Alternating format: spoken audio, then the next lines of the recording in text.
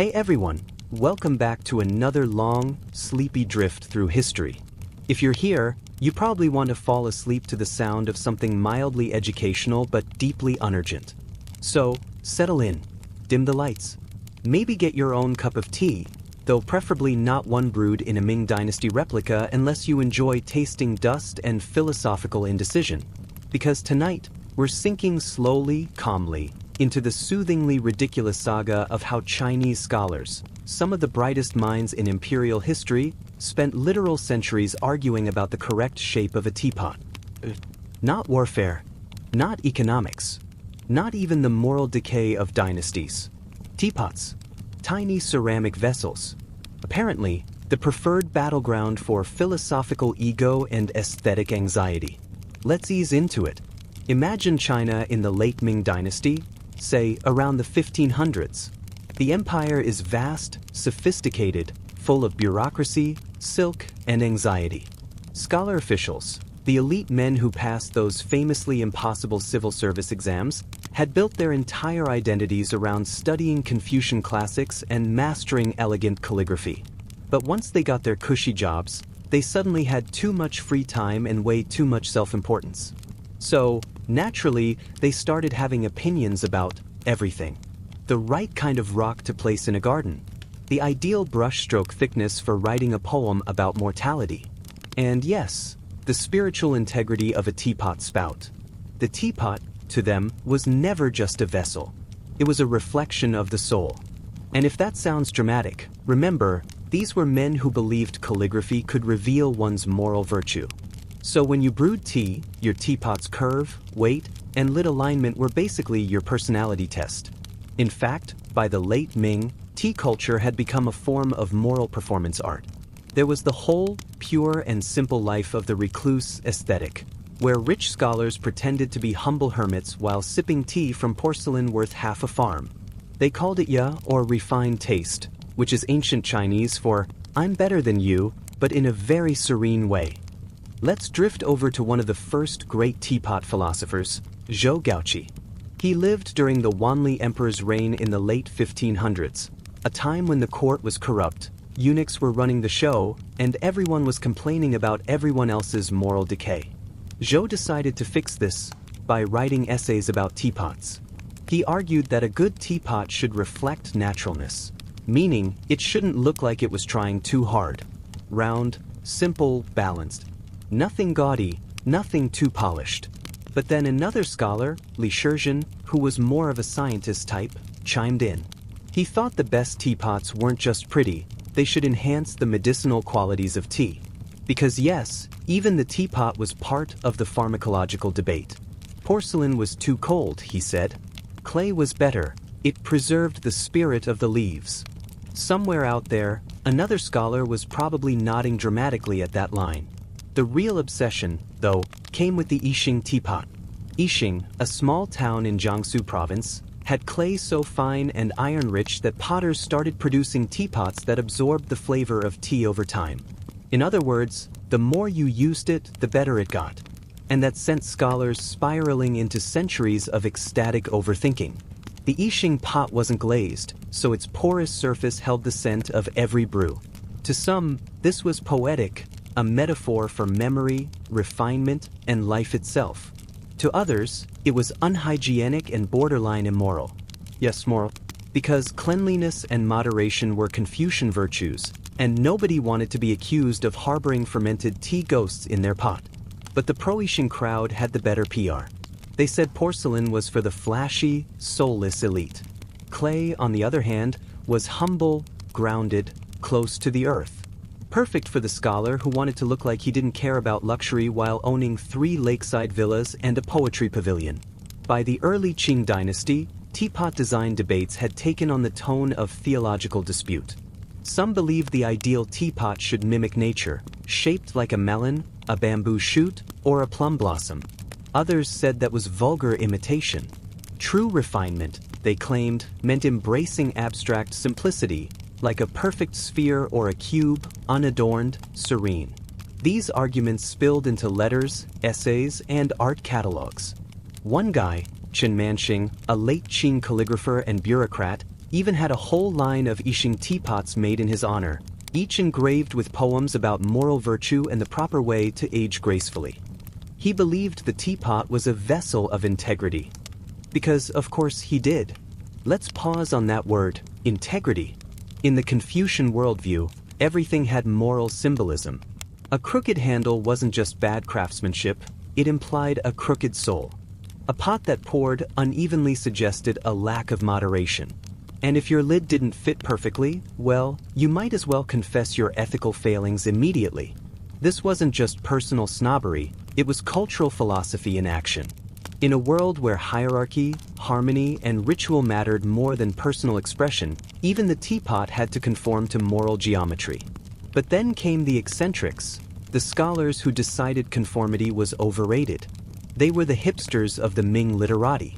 Men like Gong Chun, who legend says was a humble servant turned teapot artist.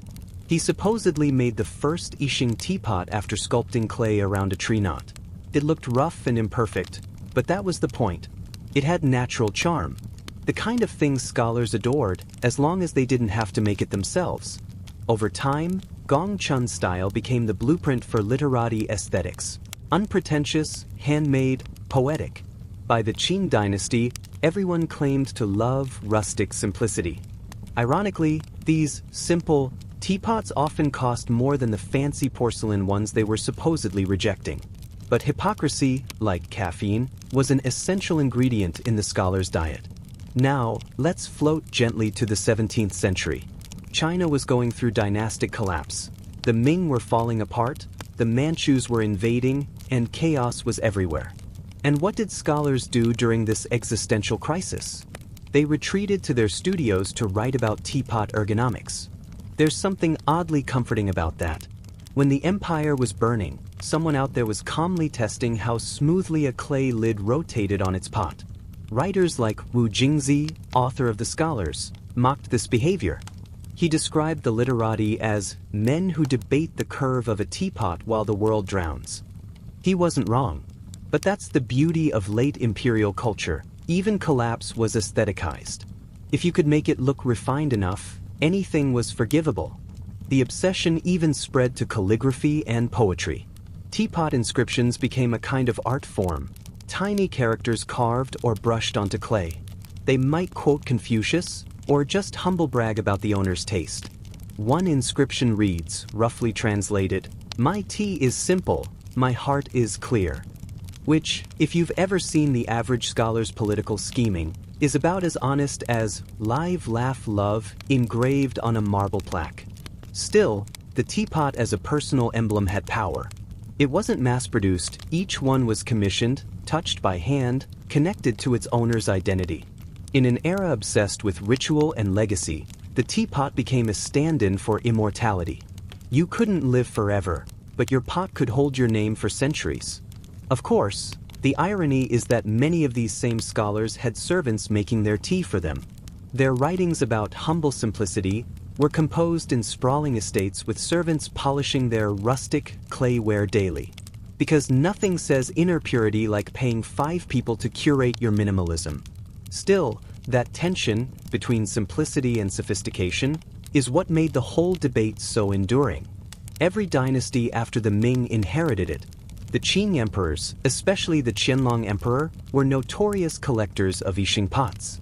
Qianlong, who saw himself as both a conqueror and a cultured poet, personally wrote poems about his teapots. He even had palace artisans carve them with his own verses, because why settle for subtlety when you can stamp your poetry on clay forever?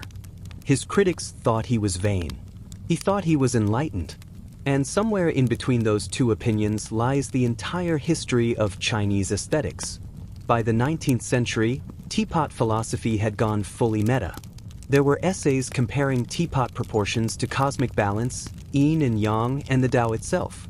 Because apparently, nothing says universal harmony like a well-angled spout. One late Qing scholar even described the perfect teapot as a small world in itself, complete, sufficient, without need for decoration. He was probably very pleased with that line. But there's something poetic in it too. The teapot, after all, is a small, self-contained system: earth, water, fire, air. A mini cosmos, shaped by human hand and filled with leaves that have outlived dynasties. So why did it all matter so much? Because for the scholar class, taste was morality. You couldn't change politics or stop corruption, but you could perfect your tea ritual. It was an act of control, quiet, private, aesthetic control, in a world that often made no sense. And that's why the debates went on for centuries. Shape, size, handle placement, they were all metaphors for virtue, balance, and restraint. The teapot became a stage for identity performance, philosophical escapism, and occasionally, competitive pretentiousness. If you picture it now, a dim Ming study, inkstones on the table, a scholar writing a 30-page essay on whether a lid should fit snugly or breathe slightly, it's almost soothing. A world where the biggest crisis of the day was the emotional symbolism of clay curvature. And maybe that's the real beauty of it. In their endless nitpicking, those scholars found serenity. They built a universe out of detail, one pour, one sip, one elegant silence at a time. We'll let this first cup settle here for now. In the next chapter, we'll drift further into the world of teapot celebrity culture, the potters, poets, and emperors who turned clay into status, and how one misshapen spout nearly caused a philosophical meltdown. Chapter 2. The Emperor, the Potter, and the Perfect Spout. Let's float straight into the next pour. No greetings, no setup. Just more clay, more ego, and more philosophical chaos disguised as serenity. We begin with a man named Sherdabin, possibly the most famous teapot maker in Chinese history. If you've never heard of him, don't worry, he was basically the Beyoncé of Ming Dynasty pottery. Sherdabin lived around the late 1500s to early 1600s, right when the Yixing teapot craze was reaching critical mass. He didn't invent the art, but he perfected it. And by perfected, I mean he made it so refined that scholars began writing entire treatises about his pots as though they were sacred relics. Sherdabin's teapots weren't just objects, they were statements. Small, compact, exquisitely proportioned, often with a soft matte surface that absorbed the light like velvet. No glaze, no bright color, just the deep, natural tone of the clay itself, red, purple, brown. Each one looked modest, understated, almost meditative, which, of course, made the literati lose their minds. They adored this sense of hidden excellence. It was moral minimalism at its finest. In a world obsessed with ritual and rank, these little clay pots whispered, "I am pure. I do not need gold." Never mind that only the wealthy scholar class could afford them. Contradiction was half the fun. There's a recurring theme in Ming aesthetics, the idea that true beauty lies in restraint. The perfect teapot should never look like it's trying too hard. No sharp angles. No thick glaze. It had to feel natural, like it simply existed, perfectly shaped, without effort. This philosophy wasn't unique to teapots, of course. It came from Taoist ideas of wu wei, or effortless action. But in the hands of the literati, it became a performance of moral superiority. If your teapot was simple and elegant, it meant your soul was too. Or at least, that's what you wanted other scholars to think when they came over for tea. Sherdabin's teapots hit that spiritual sweet spot. They were balanced, quiet, and deeply self-assured. One scholar wrote that his pots seemed to pour the Tao itself, which sounds like the sort of compliment you'd give while trying not to spill hot water on your silk robe. But there was also something genuinely revolutionary in his craft. Until Sherdabin, most pottery had been about decoration, painting, glazing, embellishing. He stripped it all away. He made the material itself the art. And in doing so, he gave scholars exactly what they wanted, something plain enough to feel profound. Of course, this led to an arms race of simplicity. As Sherdabin's fame spread, everyone wanted to imitate his understated elegance. Potters began competing to see who could make the most natural-looking teapot, which led to the paradox of highly engineered simplicity, teapots that took weeks to perfect, all so they could look as if they'd been made in 5 minutes. Scholars began ranking teapots by their moral qualities. A perfectly round pot might symbolize harmony. A slightly flattened one, humility. A bamboo-shaped handle, resilience. If your teapot leaned just a little, that could be interpreted as evidence of your deep understanding of imperfection. Because nothing screams enlightenment like strategic asymmetry. But while the scholars were busy philosophizing over the purity of clay, the emperors were watching from above, and they wanted in. Enter the Wanli Emperor, the late Ming ruler known for his decades-long refusal to attend court meetings. He wasn't lazy, exactly. He was just very committed to not doing his job. But even from his palace cocoon, Wanli loved collecting fine things, and Yixing teapots made their way into his imperial treasure lists. By the early 1600s, imperial workshops were producing copies of Sherdabin-style pots, with just a little extra flair to remind everyone who was in charge. Gold inlay here, a dragon motif there, because moderation was fine as long as it came with an imperial seal. And that tension between scholar simplicity and imperial grandeur would define the next few centuries of teapot evolution. When the Ming dynasty collapsed in 1644 and the Qing dynasty took over, teapot culture didn't die. It adapted. The Manchu rulers were outsiders, ethnically different from the Han scholar class, but they understood the cultural value of appropriation. To rule China, they had to look more Chinese than the Chinese. And nothing said cultured legitimacy quite like the proper appreciation of a Yixing teapot. The early Qing emperors collected them obsessively. The Kangxi emperor had artisans cataloged for their teapot skills. The Yongzheng emperor personally reviewed pottery samples for balance and color tone. And the Qianlong emperor, the great aesthete of them all, wrote actual poetry about his teapots. Qianlong's taste deserves a moment of quiet awe. He was the kind of collector who made entire lists of his favorite pots, with comments like, "Too thick, lacks grace," or "Exquisite lid alignment, expresses calm virtue." You can imagine his poor attendants nervously adjusting spouts under his gaze, terrified of being labeled spiritually unbalanced. He also loved to engrave his poems directly onto teapots. Because nothing says humility like inscribing your own name in imperial calligraphy on every object you own. Some pots were even carved with his seals in multiple places, as if to ensure that future archaeologists would have absolutely no doubt who brewed tea in them. But beyond vanity, there was something genuinely philosophical in Qianlong's obsession. He saw the teapot as a vessel of civilization, literally and metaphorically. Tea was the refined beverage of the literate elite, and its container reflected the moral order of the empire.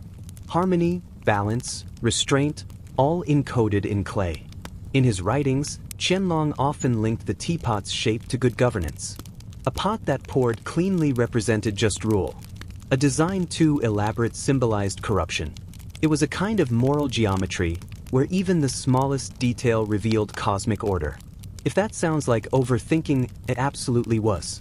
But in fairness, when you've conquered half of Asia, you can afford to spend your afternoons writing poetry about teapot handles. Meanwhile, outside the palace, ordinary potters were struggling to keep up. Demand for Yixing ware exploded. Merchants began exporting teapots to Japan and Europe. The Europeans, predictably, didn't grasp the philosophical subtleties. They loved the clay but hated the lack of decoration, so they started painting over them. Some even added silver lids and spouts, which, to Chinese scholars, was basically vandalism. But that's how cultural exchange works. One side sees transcendence, the other sees a marketing opportunity. Within China, the teapot became a social language. Gifting a teapot was a political move. A well-placed gift to a superior could express respect, loyalty, or veiled critique, depending on the pot style. A plain, balanced Yixing pot said, "I admire your virtue." A grotesque, gold-trimmed one said, "I question your taste but can't say it out loud." Even the act of brewing tea became a kind of moral theater. Scholars wrote manuals on how to pour, slowly, gracefully, with minimal splashing. The sound of water striking the pot mattered too. It had to be soft and musical, not harsh or hurried. Tea was supposed to calm the spirit. If you poured too quickly, you were clearly unfit for civilized company. All this attention to teapot design and tea ritual created a peculiar kind of hierarchy. At the top were the authentic aesthetes, the true connoisseurs who supposedly brewed tea in harmony with nature. Below them were the poseurs, men who bought fancy teapots to impress guests without understanding their inner spirit. And at the bottom were the merchants, who, ironically, made all the teapots but weren't considered refined enough to appreciate them. It's a bit like modern wine culture. The people who actually make it are seen as workers, while the ones who sip and describe earthy undertones are the supposed intellectuals. Let's circle back to the craftsmen themselves. While scholars debated the moral implications of handle curves, the potters of Yixing were busy innovating. They experimented with clay blends, kiln temperatures, and subtle textural variations. Each master developed a signature style. Some pots had rough, sand-like surfaces, others were smooth as silk. A few used rare clays with purplish hues, later called zisha, purple sand, the holy grail of teapot material. The most sought-after potters became legends: Sherdabin, Su Yuquan, Qin Mingyuan. Collectors treated their works like sacred texts. A single authentic pot could be worth a small fortune, and yes, forgeries appeared almost immediately. By the late Qing, people were writing essays complaining about fake Sherdabin teapots the same way we complain about counterfeit designer bags. Qin Mingyuan deserves a small detour. He worked during the Kangxi reign, and his designs were almost surreal. One of his most famous pots looked like a cluster of bamboo shoots tied with a vine. Another resembled a lotus seed pod. To the casual observer, it might look whimsical, but in scholar speak, it was deeply symbolic: bamboo for virtue, lotus for purity, vine for harmony. Every element carried a moral subtext. You couldn't just say, "I like bamboo." You had to say, "Bamboo's hollow strength reminds us of the gentleman's modesty." Because heaven forbid you express taste without a philosophical footnote. Even into the 19th century, this aesthetic debate refused to die. As the Qing dynasty faltered and Western imperialism began creeping in, the literati clung to their rituals more tightly than ever. Their world was changing, but the teapot remained a tiny fortress of continuity. When railroads and steamships arrived, scholars still gathered in quiet gardens, discussing the true essence of the clay pour. It was nostalgia disguised as refinement, a way of pretending that the empire's spiritual order hadn't cracked. Some late Qing essays even read like quiet laments. The world grows restless, yet the pot remains still. You can practically hear the melancholy sigh between the lines. And that's the strange beauty of it all. For nearly 1,000 years, Chinese scholars turned a simple household object into a vessel for philosophy, morality, identity, and quiet resistance. A teapot was never just a teapot. It was a mirror of the times, reflecting order in chaos, elegance in decline, meaning in minutiae. And as they poured, debated, and gently mocked one another's handle designs, they created one of the most intricate cultural traditions in history. Not loud, not violent, just endlessly thoughtful. In the next chapter, we'll drift to the quieter corners of the story, the scholars who rejected the entire tea debate, choosing instead to live like true hermits. The ones who brewed tea in cracked pots, or in none at all, claiming enlightenment beyond clay and craftsmanship. Let's drift away from the scholars' polished studios and soft silk robes for a while. Out into the misty hills, where moss clings to rocks and waterfalls sound like long sighs. Because not everyone in imperial China had the patience, or ego, to spend decades debating teapot handles. Some scholars looked at the whole thing, the endless essays, the moral geometry of spouts, and decided, nope, too much clay drama. These were the recluses, the hermits, the monks, the burned-out civil servants who left the bureaucracy and retreated into the wilderness. They called themselves Yinshi, hidden scholars. And while their old colleagues were writing moral treatises about lid snugness, these men were brewing tea out of cracked bowls beside mountain streams. The most famous of them was Zhu De, better known by his art name, Bada Shanren. He was a Ming prince by birth, which sounds glamorous until you remember how the Ming dynasty ended, with invasion, bloodshed, and a lot of existential dread. When the Qing took over, Zhu De became a monk. Then he became something else, a painter, poet, and eccentric recluse who occasionally spoke in strange noises and signed his paintings with a symbol that looked suspiciously like the character for laugh. He refused to serve the new Manchu rulers, but instead of leading a rebellion, he quietly mocked them through art. His brushwork was minimalist and eerie: birds, fish, lotuses, all slightly off balance, like visual sighs of disillusionment. He rarely painted teapots, but if he had, it probably would have been missing a lid on purpose. Jude represented a kind of anti-teapot movement. Where the literati found moral order in objects, he found absurdity. To him, refinement was just another costume. He preferred spontaneity, a splash of ink instead of a balanced pour. There's a story, probably apocryphal, that he once brewed tea directly in a metal bowl and said, "If the Tao fills all things, then the bowl will do." It's unclear if he meant that as wisdom or sarcasm, but that's the fun of Bada Shanren. You never quite know when he's joking. Another recluse worth meeting is Shi Tao, another ex-monk, another painter, another man who fled the world of exams and etiquette. He lived around the same time as Bada Shanren and shared that same weary amusement toward civilization. In one of his letters, Shi Tao described the perfect tea moment as water boiled by mountain mist, sipped from whatever is at hand. He called it Ziren Cha, natural tea. No special pot, no poetic inscriptions, no moral lectures about the right temperature. Just hot water, leaves, and quiet. It was a small rebellion, really, an aesthetic of refusal. By rejecting the cult of refinement, he claimed a kind of higher refinement. It's the eternal paradox of taste. If everyone's showing off, the coolest thing you can do is stop trying entirely. These hermits weren't necessarily poor or pure. Most of them came from elite families. They had read all the Confucian classics, passed exams, and played the same social games as everyone else. But after losing faith in the system, they rebranded as men of simplicity. In their writings, they described tea as the last honest friend. A cup of tea, they said, wouldn't flatter you, bribe you, or betray you to the eunuchs. It just existed. Steeped. Gone. There's a reason so many recluses became poets. They loved metaphors that didn't talk back. One of the most endearing figures of this minimalist school was Lu Yu, though technically he came much earlier, Tang Dynasty, 8th century. He was the original tea philosopher, long before the Ming made it fashionable. Lu Yu wrote the classic of tea, the world's first comprehensive tea manual, and basically set the rules for every scholar who came after. He was also an orphan raised by monks who ran away to live like a hermit. He spent years wandering, collecting tea lore, and developing opinions so specific that modern baristas would be jealous. But what made Lu Yu different was his quiet devotion to the process. He didn't obsess over the pot's moral symbolism. He cared about the taste, the flow, the ritual.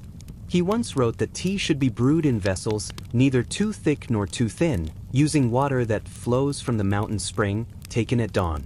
The teapot itself, he said, should not seek glory, only harmony. Centuries later, that line would become the rallying cry for Ming minimalists who claimed they were following his spirit, though they usually ignored the part about not showing off. Still, Lu Yu's ghost haunted every tea house that followed. His name was invoked by everyone, from court philosophers to humble potters. But the hermits, the true dropouts, probably understood him best. They saw in tea a kind of gentle nihilism, a reminder that nothing lasts, not dynasties, not debates, not even the warmth of a fresh brew. And maybe that's why they found teapot culture so funny. They'd look at the scholars polishing their purple sand pots and think, you're missing the point. Tea isn't about the pot. It's about what empties it. Let's float down to the early 1700s, to another figure, Li Fanging. He was an official who got demoted for criticizing his superiors, always a bad career move in imperial China. After his exile, he devoted himself to painting and drinking tea in solitude.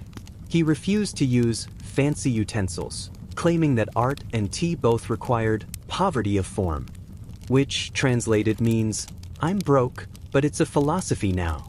Li Fanging's friends joked that he used the same cracked pot for decades. He said replacing it would interrupt its memory. And there's something touching in that. To him, The imperfections weren't flaws, they were proof of continuity, of time lived well. A scholar might admire symmetry, Li Fanging admired wear. In this world of quiet rebellion, the teapot became a metaphor for detachment. The more the mainstream elite debated ideal shapes, the more the hermits leaned into irregularity. Their favorite pots were uneven, pitted, scarred by smoke. It was a statement: I don't need your perfect symmetry, I have mountain air and bad glaze. One poet even wrote, a cracked pot leaks like life, slowly, honestly. You can imagine him smiling faintly at his own cleverness before pouring another cup. What's fascinating is that these minimalist ideals slowly crept back into mainstream aesthetics.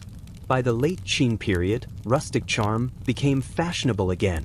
Of course, by then, the hermit look had become a brand. Collectors started paying absurd prices for pots that looked naturally flawed. There were even fakes, teapots artificially aged with smoke and acid to look old and authentic. So, once again, the literati managed to turn sincerity into commerce. Somewhere, Badashanran was probably laughing in his grave. But the hermits left a lasting legacy in how tea was understood. They shifted it from being a symbol of moral discipline to a form of gentle resignation. Their tea wasn't about purity or performance. It was about acceptance, the quiet comfort of imperfection. In a way, they democratized tea. You didn't need to be a scholar or emperor to enjoy it. You just needed a pot, a leaf, and a reason to stay still for a while. It's easy to romanticize these hermits. Many were miserable. Isolation was as much punishment as philosophy. They missed the world they'd rejected, even as they mocked it. Their letters are full of melancholy, wistful mentions of old friends, poems about lost dynasties, regrets wrapped in irony. Still, they found something meaningful in small gestures. A pot of tea shared with a wandering monk, a moonlit sip after a storm. Moments so quiet they barely exist, yet somehow more real than the court banquets they left behind. One monk, Zhu Hong, wrote during the late Ming, "Tea clears the mind of dust. But if the dust returns, let it. Even dust is the Tao." That's the kind of advice you either find profoundly wise or mildly infuriating. But it captures the spirit of this chapter perfectly, the acceptance of imperfection, the stillness within chaos.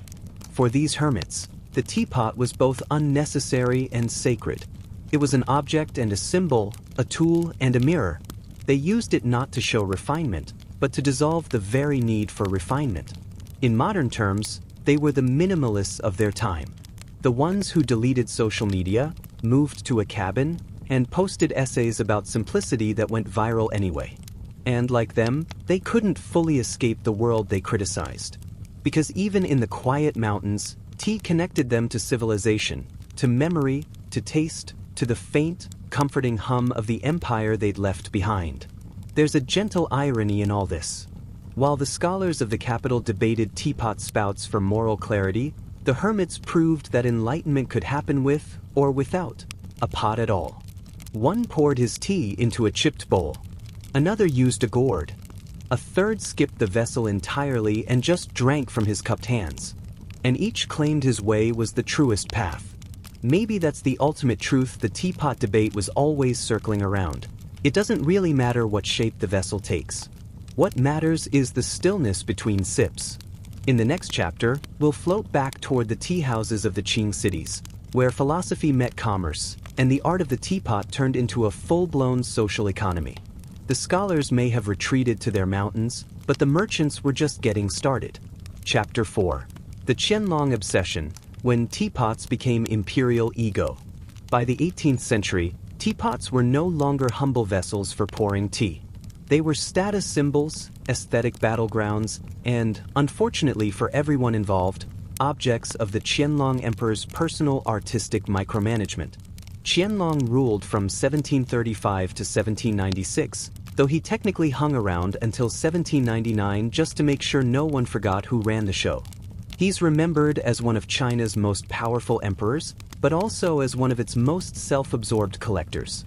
He wrote more poems than anyone could ever read, about 43,000 of them, and he had opinions about everything from scroll composition to vase proportions. And naturally, he had very strong feelings about teapots. You see, Qianlong didn't just like Yixing teapots. He practically developed a fetish for them. His imperial workshops received thousands of submissions from potters, artisans, and tribute makers, all hoping to please him. Most failed spectacularly. The emperor's notes in the palace archives are not subtle. One artisan submitted a reddish-brown pot with a slightly asymmetrical spout. Qianlong's comment? Unrefined. The spirit is lost. Does not align with ancient taste. Which is imperial code for, you've wasted my afternoon. He commissioned special sets for his private study, dozens of teapots that would never touch actual tea. Each was meant to symbolize something lofty, purity, restraint, immortality, the harmony of nature. And yet, if you actually look at them today in museum displays, they look more like what happens when you cross a gardening pot with a geometry homework assignment. What's fascinating is how Qianlong's obsession reshaped not only palace aesthetics but also the intellectual world around him. Court scholars began writing treatises on teapot proportion theory. Yes, proportion theory. Entire essays devoted to whether the lid should mirror the curve of the belly or whether the handle's loop should visually balance the spout's length. A mistake of even a few millimeters was said to break the vessel's breath. Because apparently, even a teapot needs good qi. And like all imperial fixations, this one filtered down the hierarchy. Provincial governors sent tributes of local clays and glazes, hoping their region would become the next imperial darling. Workshops in Jiangsu and Jiangxi churned out endless experiments in color and form, each one trying to predict what the emperor might call elegant this week. It's around this time that something new entered the picture: literati commentary. Scholar officials, half admiring and half annoyed by Qianlong's perfectionism, started publishing their own notes on tea utensils. Many of them had served at court, so they had first-hand exposure to the emperor's demands. Their writings often start with sentences like, "His Majesty esteems roundness," before carefully hinting, several paragraphs later, that too much roundness dulls the spirit. A very polite way of saying, maybe the boss should chill out.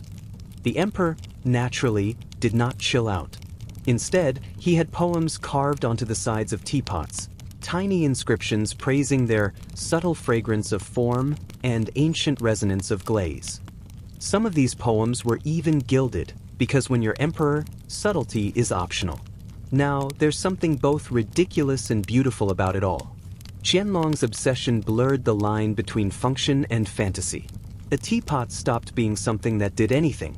It became a performance, a statement of taste, control, and eternal refinement. It's as though the emperor wanted to pour tea for the cosmos itself. Meanwhile, ordinary scholars kept debating whether these imperial pots were actually good. The truly devoted literati, the ones who lived outside the palace bubble, claimed that the old Yixing masters were still superior. They argued that too much imperial oversight stifled creativity, that the teapot had lost its soul to bureaucracy. One famous writer, Chen Manqing, basically led the resistance movement of minimalist teapot design. He collaborated directly with potters, sketching shapes inspired by simplicity and rustic ease. His teapots were small, matte, and unpretentious, the opposite of imperial grandiosity. They became known as Manchung pots, and they represented a quiet rebellion. Of course, Qianlong wasn't having it. The official imperial records make almost no mention of Chen's designs, even though they were wildly popular among scholars. Which tells you everything you need to know about artistic politics in the 18th century. What's really striking about this period is that every argument, imperial versus rustic, round versus angular, polished versus natural, wasn't really about pottery. It was about worldview. Scholars use teapots as metaphors for moral cultivation. To them, an ideal teapot represented balance between form and emptiness. The outer structure reflected the inner spirit. Too ornate and you were vain. Too crude and you were uncultured. It's like philosophical Goldilocks, but with clay. Let's drift a little further into the imperial workshop. Imagine rows of artisans shaping, trimming, and polishing under strict supervision. Every piece inspected, every curve measured. Some craftsmen were promoted to official court potters, an honor that meant prestige, but also the constant fear of imperial rejection.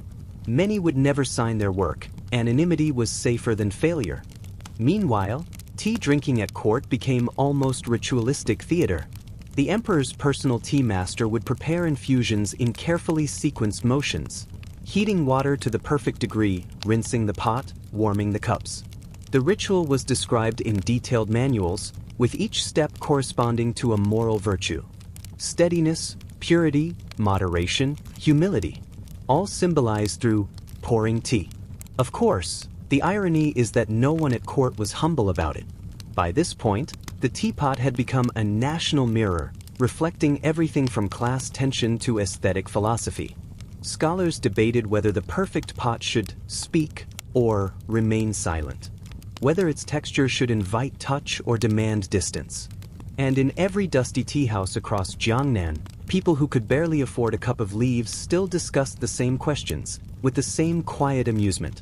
Because in the end, Qianlong's perfectionism might have failed as an imperial art project, but it succeeded in making the humble teapot into something immortal. Let's float on now to a quieter corner of the late Qing era, where revolution is brewing, but scholars are still very much stuck debating whether square pots have more dignity than round ones. Chapter 5. The Late Qing Teapot Wars, when aesthetics outlasted empires. By the 19th century, the Chinese Empire was slowly falling apart. Foreign powers were prying open ports, opium was flowing in like a bad dream, and bureaucrats were scrambling to hold things together with calligraphy and wishful thinking. Yet, somehow, amid all this chaos, the most heated debates in certain circles still revolved around teapots. The empire was burning, but scholars were still quarreling over spouts. In the late Qing era, the teapot had become a philosophical refuge. When politics failed, people turned to aesthetics. When the world felt unstable, the familiar ritual of pouring tea offered an illusion of control. And because humans are nothing if not consistent, even that illusion had to be argued about endlessly. The literati, by this time, had fully institutionalized teapot philosophy. There were essays, handbooks, and gatherings entirely dedicated to what was called Tao Cha, the way of tea. It wasn't just about drinking anymore. It was a moral, intellectual, almost spiritual practice. A few radicals even claimed that you could gauge a person's integrity by the kind of teapot they chose. If you favored an ornate, overly glazed pot, you were considered shallow, someone who confused wealth with taste. If you used an old, slightly cracked Yixing pot, you were authentic. The man or woman of the way. Someone who understood the quiet within clay. Which sounds poetic, but mostly meant you were broke and philosophical about it. By this time, Yixing was again the heart of production, though it wasn't the peaceful artisan village it used to be. Industrial demand and Western curiosity had turned it into something closer to a teapot factory town. Merchants began branding their wares with fake antique inscriptions. Everyone wanted to claim lineage from some legendary Ming craftsman. A few even started chiseling the Qianlong emperor's name onto their pots, hoping buyers would think it was imperial, which, to be fair, worked more often than you'd think. Meanwhile, scholar collectors continued to write about teapots as though they were living beings. One essay from around 1870 begins with, "A good pot breathes. It listens to water and whispers of leaves." Another insists that the handle should curve like the gentle arm of a virtuous wife, which, given the author's tone, probably says more about him than the pot. And then there were the rival schools. You had the round purists, who believed only soft, organic shapes could embody natural balance. They saw square or polygonal pots as rigid and unfeeling. On the other side were the rectilinear reformers, who claimed that true elegance lay in precision. They considered round pots lazy and indulgent. Somewhere in between were the texture traditionalists, who didn't care about shape so long as the clay had the proper skin. Yes, they actually called it skin. The most prized teapots were said to have zhuhan, bamboo spirit. That meant their surfaces were neither too smooth nor too rough. They had the gentle tactile resistance of an aged bamboo stalk. Collectors would stroke the clay like they were judging fruit at a market, murmuring things like, "Ah, yes, this one breathes well." But not everyone agreed on what breathing meant. Some said it referred to the pot's microscopic pores that let tea oils accumulate over time, enhancing flavor. Others insisted it was purely metaphysical, an aura that emerged from the balance of shape and intention. No one could prove anything, but that didn't stop anyone from publishing 30-page essays about it. At tea gatherings, these debates could go on for hours. A host would bring out a small reddish pot, pour water in slow, meditative arcs, and say something like, "Observe how the lid smiles." Guests would nod gravely, pretending to understand. Someone would inevitably ask, "But is the smile too restrained?" And everyone would sigh philosophically. It was, in short, the world's sleepiest intellectual combat. Of course, as the empire decayed, these circles grew more insular. Discussing teapot curves was a safe way to avoid discussing rebellions, corruption, or the growing presence of foreign powers. In a sense, teapot discourse became the polite escape hatch for the literati class, a way to stay dignified while everything else collapsed. And yet, the artistry remained astonishing. Late Qing teapots display some of the most refined craftsmanship ever achieved.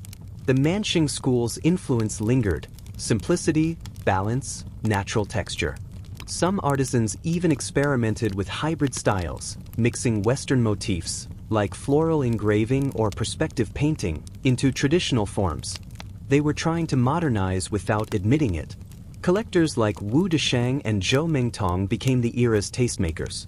Their collections included pots categorized not just by shape but by emotional character: melancholy pot, serene pot, playful pot. One could spend an entire evening reading their catalogs and wondering whether these were descriptions of clay objects or people they secretly disliked. And while scholars wrote treatises, merchants saw opportunity. Export versions of Yixing pots flooded to Europe, where they became exotic novelties for Victorian collectors. Western buyers adored the craftsmanship but missed most of the cultural subtext. To them, it was just Oriental art. Few realized that behind each curve and seal mark was a century-long argument about moral virtue and national identity. Back in China, the old literati world was fading. The 1890s brought social unrest, reform movements, and eventually the fall of the Qing dynasty.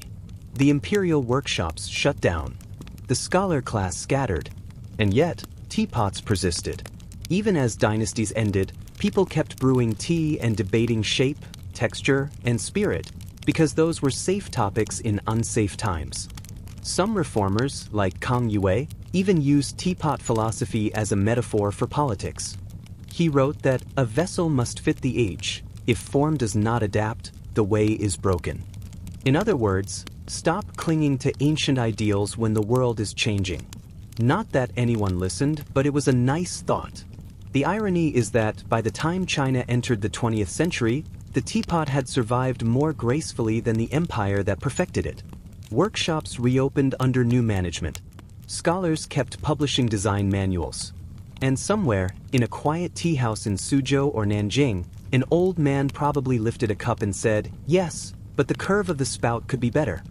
Because if history teaches us anything, it's that no amount of revolution or reform can silence a scholar with opinions about clay. Let's drift gently now toward the 20th century, when the world industrialized, ideologies collided, and yet, somehow, people still managed to argue about whether machine-made teapots could ever have a soul. The literati, by this time, had fully institutionalized teapot philosophy. There were essays, handbooks, and gatherings entirely dedicated to what was called Tao Cha, the way of tea. It wasn't just about drinking anymore. It was a moral, intellectual, almost spiritual practice. A few radicals even claimed that you could gauge a person's integrity by the kind of teapot they chose. If you favored an ornate, overly glazed pot, you were considered shallow, someone who confused wealth with taste. If you used an old, slightly cracked Yixing pot, you were authentic, the man or woman of the way, someone who understood the quiet within clay, which sounds poetic, but mostly meant you were broke and philosophical about it. By this time, Yixing was again the heart of production, though it wasn't the peaceful artisan village it used to be. Industrial demand and Western curiosity had turned it into something closer to a teapot factory town. Merchants began branding their wares with fake antique inscriptions. Everyone wanted to claim lineage from some legendary Ming craftsman.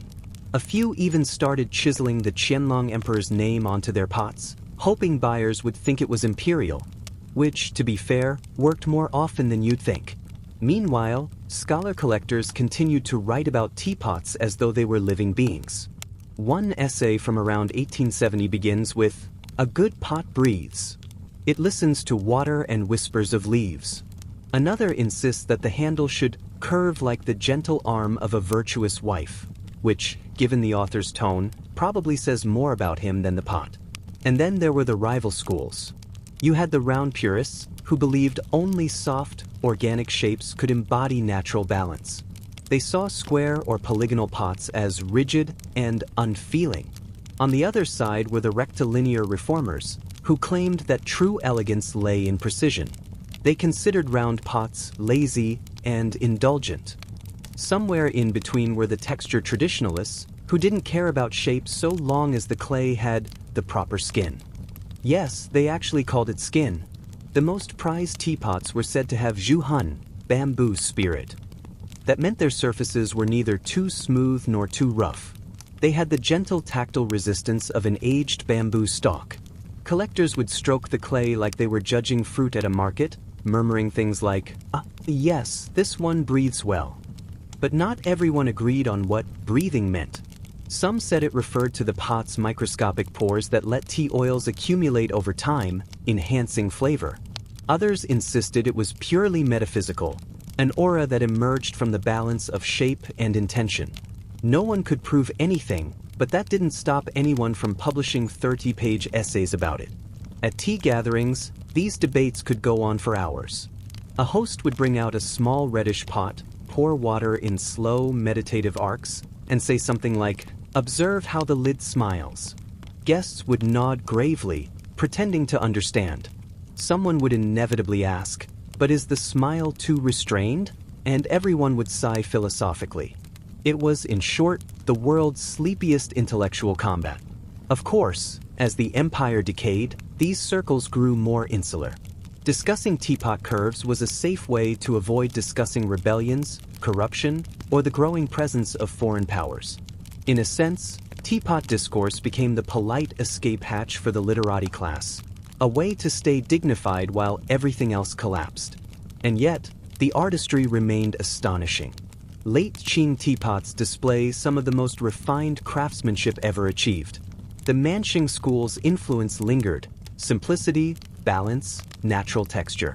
Some artisans even experimented with hybrid styles, mixing Western motifs, like floral engraving or perspective painting, into traditional forms. They were trying to modernize without admitting it. Collectors like Wu Deshang and Zhou Mengtong became the era's tastemakers. Their collections included pots categorized not just by shape but by emotional character: melancholy pot, serene pot, playful pot. One could spend an entire evening reading their catalogs and wondering whether these were descriptions of clay objects or people they secretly disliked. And while scholars wrote treatises, merchants saw opportunity. Export versions of Yixing pots flooded to Europe, where they became exotic novelties for Victorian collectors. Western buyers adored the craftsmanship but missed most of the cultural subtext. To them, it was just Oriental art. Few realized that behind each curve and seal mark was a century-long argument about moral virtue and national identity. Back in China, the old literati world was fading. The 1890s brought social unrest, reform movements, and eventually the fall of the Qing dynasty. The imperial workshops shut down. The scholar class scattered. And yet, teapots persisted. Even as dynasties ended, people kept brewing tea and debating shape, texture, and spirit, because those were safe topics in unsafe times. Some reformers, like Kang Yue, even used teapot philosophy as a metaphor for politics. He wrote that a vessel must fit the age. If form does not adapt, the way is broken. In other words, stop clinging to ancient ideals when the world is changing. Not that anyone listened, but it was a nice thought. The irony is that by the time China entered the 20th century, the teapot had survived more gracefully than the empire that perfected it. Workshops reopened under new management. Scholars kept publishing design manuals. And somewhere, in a quiet tea house in Suzhou or Nanjing, an old man probably lifted a cup and said, "Yes, but the curve of the spout could be better." Because if history teaches us anything, it's that no amount of revolution or reform can silence a scholar with opinions about clay. Let's drift gently now toward the 20th century, when the world industrialized, ideologies collided, and yet, somehow, people still managed to argue about whether machine-made teapots could ever have a soul. Chapter 6: Republic of Tea, Modernity, Machines, and the Soul of Clay. By the early 20th century, China had shed its last imperial robes and stumbled into something resembling a republic. The emperors were gone, the palace doors were open, and the throne room was now a museum. But oddly enough, the debates that had obsessed Chinese scholars for centuries didn't go away. They just changed shape. Instead of whispering about proportion and glaze in candlelit studies, the new intellectuals argued about industrial design, nationalism, and whether machine-made teapots could ever carry the same spirit as the handmade ones. Spoiler, most of them said no. It's 1915. In Shanghai, factories are buzzing. Electricity is spreading. Western aesthetics are seeping into art schools, and new journals are publishing bold essays on design reform. And amid all this excitement, one quietly tragic thing is happening. Yixing teapots are being mass-produced for the first time. The town that once supplied emperors and poets now supplies department stores. Rows of workers mold identical shapes from pre-mixed clays. Iron molds replace bamboo paddles. It's faster, cheaper, and, according to most traditionalists, utterly soulless. Old literati circles are horrified. To them, the teapot wasn't just an object. It was an embodiment of self-cultivation. The potter's hand was supposed to communicate spirit. A machine, no matter how efficient, couldn't meditate. And if a vessel was born without intention, could it ever hold meaning? But younger thinkers, shaped by the May 4th movement, had different priorities. They wanted to modernize everything: language, art, industry. They saw teapots as potential tools of cultural reform. "Why cling to ancient styles?" one 1920s critic wrote, "when we can design a new China from porcelain up?" Of course, that sounded great on paper. But in practice, few agreed on what new China actually looked like. Some designers imitated Western teaware. Sleek, symmetrical, sometimes even electric heated. Others tried blending modernity with tradition, sketching teapots that looked vaguely Bauhaus but still claimed to honor the clay's chi. The results were mixed. Imagine a teapot that looks like it belongs in both a Confucian study and a German design fair. Collectors kept clinging to the past. The market for antique Yixing pots exploded, driven by nostalgia and, occasionally, forgery. Some of the most sought-after pieces were actually clever modern reproductions. Scholars wrote essays lamenting the decline of sincerity in clay, which sounds poetic but was really about the rise of capitalism. Still, a few genuine artisans managed to bridge the gap. The most famous was Gu Jingzhou, born in 1915. Ironically, the same year those factory molds appeared. Gu grew up surrounded by clay, apprenticed under surviving Qing masters, and became something of a legend. His approach was deeply traditional, calm, patient, spiritual. He shaped each pot by hand, smoothing surfaces until they felt like polished river stones. But he also lived in the modern world. He understood production schedules, quality control, and export demands. He taught workshops, advised state factories, and quietly preserved the Yixing tradition through decades of social and political change. His pots were so balanced that scholars began calling them the bridge between dynasties. Meanwhile, tea itself was changing. The upper classes no longer saw it as an elite ritual but as a social comfort. Tea houses turned into public salons, places for gossip, politics, and cheap entertainment. A pot of tea was now a democratic object, no longer the private meditation of a scholar, but something poured between friends, laborers, or party officials. Yet the intellectual instinct to overanalyze never fully died. 1930s journals still ran essays with titles like "On the Ideal Curve of the Spout in the Modern Era." Others debated whether red clay symbolized patriotism or decadence. Because if there's one thing Chinese scholars could never stop doing, it was finding metaphors in tableware. Then came the wars. The Japanese invasion in the 1930s devastated Jiangsu province. Workshops were destroyed. Clay sources were cut off. Potters scattered, some forced into industrial labor, others hiding their molds in cellars. The world that once obsessed over teapot shapes suddenly had bigger problems. After 1949, under the newly established People's Republic, art and industry were reorganized under state control. Teapots became part of the national economy, no longer scholarly toys but export products and propaganda tools. The government revived Yixing production as a symbol of cultural pride. Factories were nationalized, and artisans became model workers. Interestingly, even the communist era couldn't kill teapot philosophy. Party officials encouraged artisans to blend folk wisdom with socialist spirit. Some propaganda posters even featured cheerful potters shaping perfect red teapots under Mao's portrait. It was, in a surreal way, the logical continuation of Qianlong's micromanagement, just in a different ideological costume. Yet, inside those workshops, the old spirit persisted. Master artisans like Gu Jingzhou and Zhu Kersen trained younger generations quietly, teaching them the feel of the clay, the subtle shifts in moisture, the balance of lid and handle. They avoided metaphysics but still spoke in poetic terms. Phrases like, "the pot must breathe," or "the clay remembers touch." By the 1970s, Yixing teapots had become internationally famous again. Collectors from Japan, Hong Kong, and later the West treated them as fine art. Ironically, the very factories that once symbolized the loss of authenticity now became the source of it. Handmade pots were rare, but those that survived carried an aura of endurance, tiny, unbroken relics of centuries-old philosophy. And then came the economic boom. The 1980s turned tea culture into big business. Suddenly everyone wanted a Yixing pot, and the market responded with predictably chaotic enthusiasm. Prices soared. Forgeries multiplied. A single pot attributed to Gu Jingzhou could fetch more than a house. Scholars who once debated aesthetics now debated auction ethics.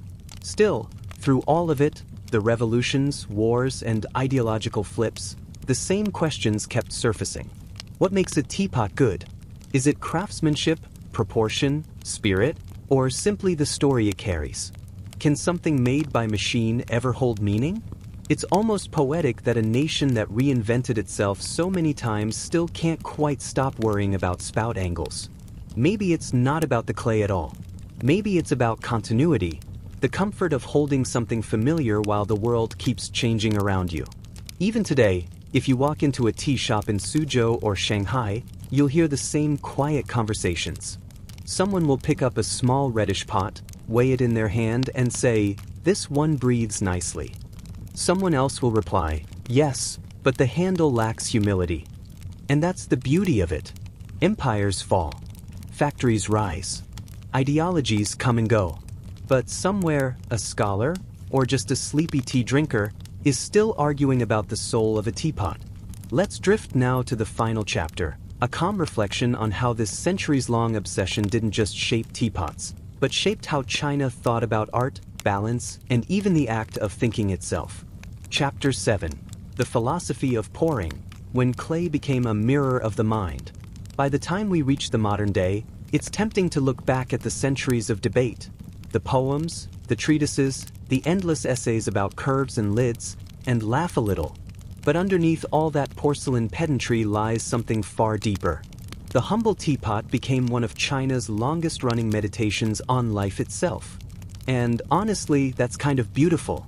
Because when you spend 600 years arguing about how clay should be shaped, you're not really talking about clay. You're talking about how to live. The earliest scholars saw the teapot as a teacher.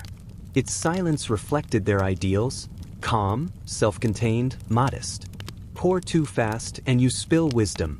Heat too much and you burn subtlety. The perfect teapot didn't just hold tea, it demonstrated restraint.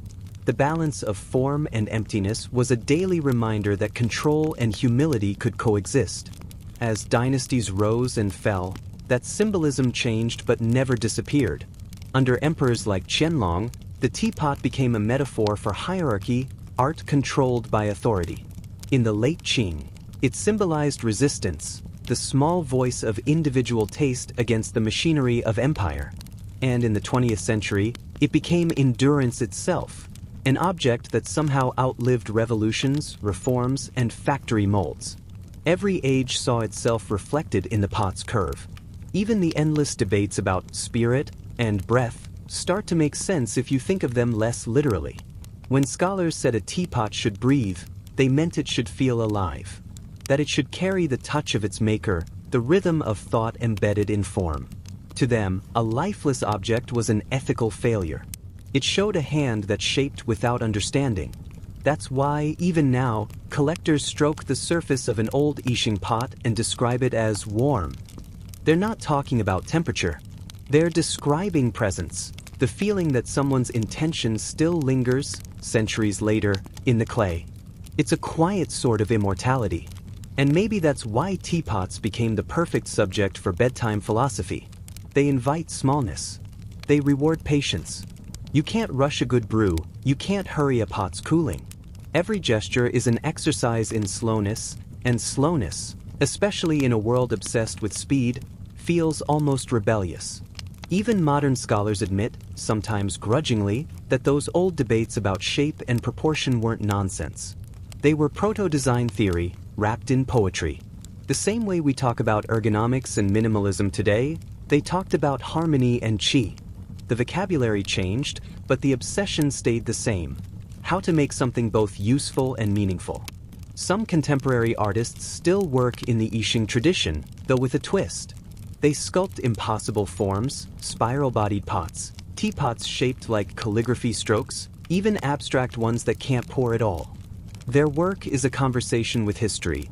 What happens when a vessel loses its function but keeps its soul? It's the same question Qianlong asked, just with more modern lighting. In the age of machines, 3D printers, and fast everything, the idea of sitting down and brewing tea from a handmade pot feels almost ancient. But maybe that's the point. Maybe, deep down, people keep returning to teapots because they offer something we keep losing: the illusion of control, the ritual of care, the slow companionship of an object that asks for attention. It's funny to think that an entire civilization once measured moral worth by a spout's curve. But it's also strangely comforting, because it shows that beauty, at least in the Chinese tradition, was never about spectacle. It was about stillness, about noticing the invisible. You could say that the centuries-long debate over teapot shapes was never meant to end. It was an ongoing act of meditation disguised as argument. A slow conversation between hands and clay, between intention and imperfection. And if you listen closely, to the sound of water pouring, to the faint hiss as steam meets air, you might realize that every generation found the same answer in a different form. That grace is quiet, that precision is patience, and that even the simplest act, pouring tea, can contain the universe. So tonight, as the world hums around you, imagine one of those old scholars sitting in his study. The oil lamp flickers. His brush rests beside an open teapot.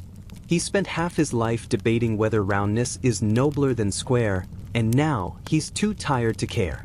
He pours himself one last cup, watches the ripples settle, and for a brief moment, the empire, the clay, the arguments, all of it, falls silent. Because finally, the tea is just tea. And that's enough. Chapter 8, Aftertaste, the legacy that's steeped for 1,000 years. When the cup is empty and the night grows quiet, that's when the story of the teapot truly begins. Because, strangely enough, its story doesn't end with the last dynasty, or with the final imperial artisan setting down his carving tool.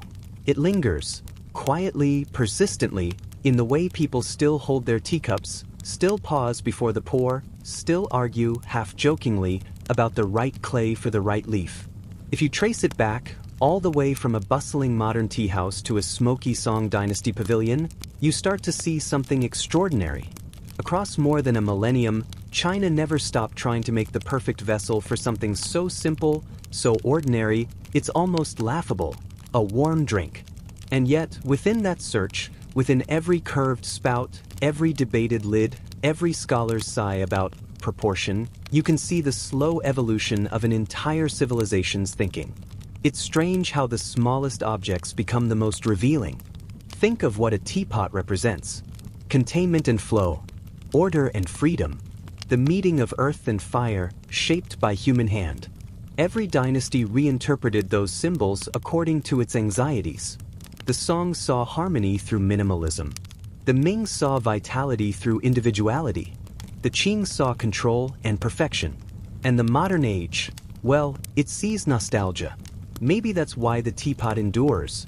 It's endlessly adaptable, a clay mirror for whatever era it finds itself in.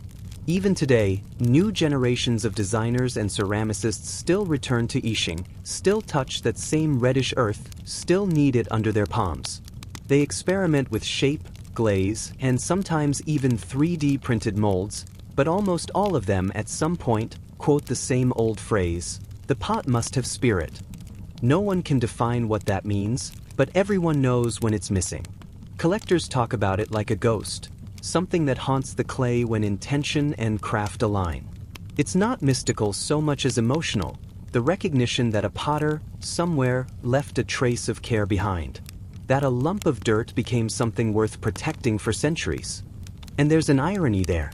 The scholars who once fought over ideal shapes would probably faint if they saw what's popular now. Sleek glass pots, electric brewers, minimalist Scandinavian ceramics. The world has moved on, and yet, quietly, not really. Because even the simplest designs, the mass-produced white porcelain cups in cafes, still follow those ancient ratios of proportion, balance, and usability that were refined in Chinese kilns long before the word design existed. So maybe the debates weren't so trivial after all. Maybe they were the slow, unhurried birth of an aesthetic language that now shapes how we interact with everyday things. The philosopher Zhuangzi once wrote that the useful part of a pot is its emptiness. And in a way, that emptiness, literal and metaphorical, carried through history. The pot's hollow center became a place where ideas were poured, steeped, and shared. It absorbed meaning like tea absorbs warmth. In modern art museums, teapots now sit behind glass, spotlit, labeled with dynastic dates and attributions. People pass by them in silence, not realizing that these small, curved objects once fueled arguments longer than most empires lasted. The scholars who obsessed over their geometry are gone. The emperors who commissioned them are dust. But the pots remain, patient, unchanging, still capable of holding heat. And maybe that's the real reason they matter. Because, unlike a monument or a weapon or a throne, a teapot's power lies in gentleness.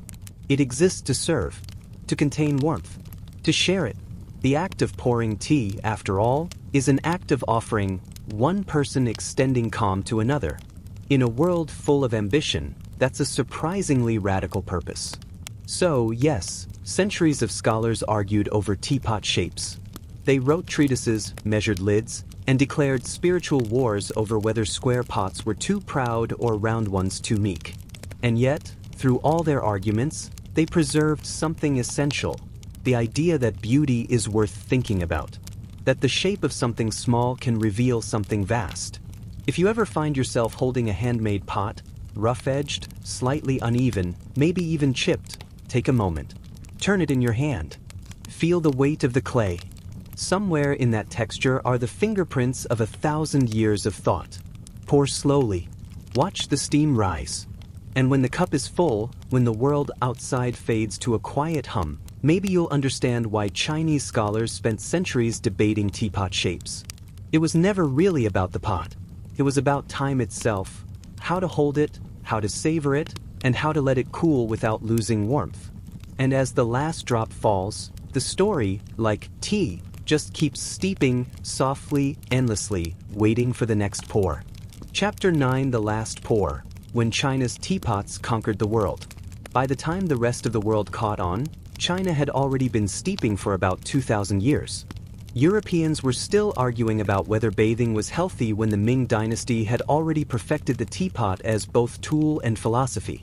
And yet, as global trade began to swirl in the 1600s, something strange happened. the quietest object in China became one of its loudest exports. Let's drift for a moment, back to the ports of Canton in the 17th century. Ships creak, sails sag in the heat, and somewhere below deck, thousands of little clay pots are packed tightly in straw. No one's calling them art. They're just cargo. But these are Yixing teapots, and they're about to change the daily rituals of empires that still drank ale for breakfast. The British East India Company didn't really understand what it was buying. Merchants just knew that this fine, reddish clay kept tea hot longer, didn't leak, and looked exotic enough to mark up in London. Soon enough, aristocrats were collecting them. Tiny Chinese pots, delicate porcelain cups, and boxes of tea leaves that cost as much as gold dust. Within a generation, tea had gone from foreign curiosity to British obsession. The irony, of course, is that the entire aesthetic of English tea, dainty pots, matching cups, the ceremony of pouring, was borrowed wholesale from Chinese literati culture. Only the tone changed. The Chinese poured tea in silence to contemplate form and harmony. The British poured it in parlors while gossiping about their neighbors. And yet, the teapot endured, adapting once again to its environment. English potters tried to copy the Yixing style, but their clay was different, their firing methods rougher. Out of those failures came the birth of British ceramics. Wedgwood, Staffordshire, all the little porcelain towns of England. Each one, whether it admitted it or not, was chasing that same smooth, balanced silhouette from Jiangsu province. Meanwhile, across the sea in Japan, a different story was brewing. The Japanese tea masters, always a little allergic to excess, had already turned the Chinese model inside out. They loved imperfection, rough textures, muted colors, asymmetry. The wabi-sabi aesthetic took the teapot and stripped it of polish, leaving behind something raw, humble, and deeply human.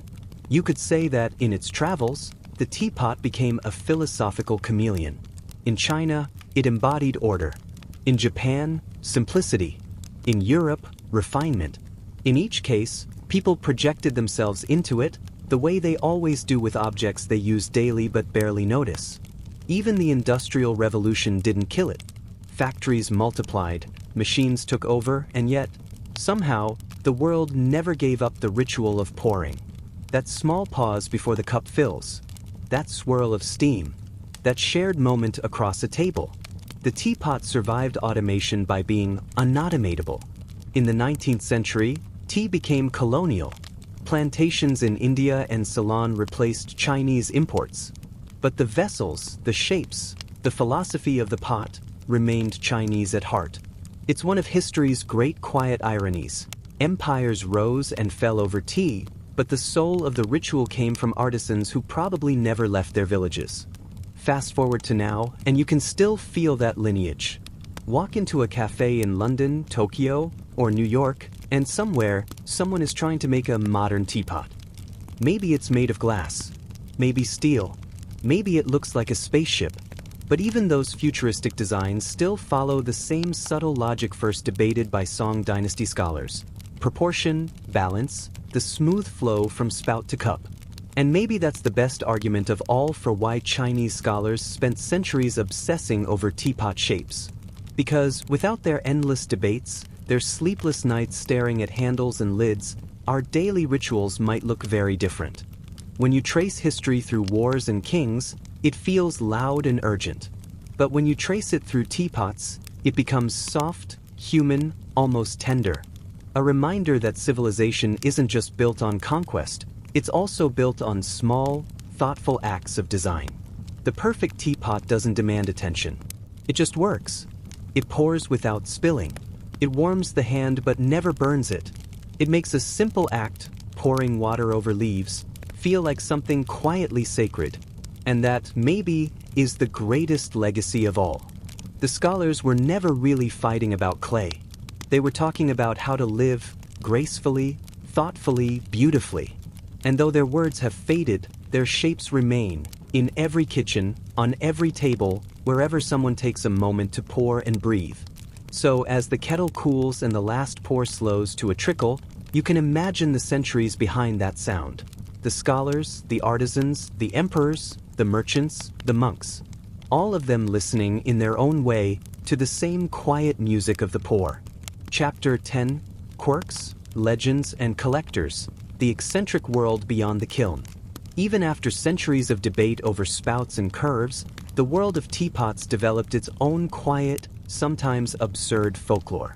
Not all of it was serious philosophy. Some of it was simply human nature, curiosity, superstition, and a touch of obsession. Take, for example, the stories of teapots that were believed to sing. Literally. Some literati claimed that certain clay bodies, fired under the right conditions, would emit faint tones when heated. Not whistles, exactly, but soft, musical vibrations. Of course, no one outside the inner circles ever heard the same sounds. But within a dimly lit study, the claim was enough to make a pot's owner feel enlightened. Collectors also became characters in their own right. There were men who traveled hundreds of miles to secure a single pot rumored to have belonged to a Qianlong favorite. They would inspect it under candlelight, stroke the handle, weigh it in their palm, and then write essays describing the hum of the clay or the mood of the spout. Some of these essays are so detailed that modern readers can reconstruct the pot entirely in their imagination, even if it never survived. Regional myths sprang up too. In Anhui province, villagers told of a teapot that could predict the weather.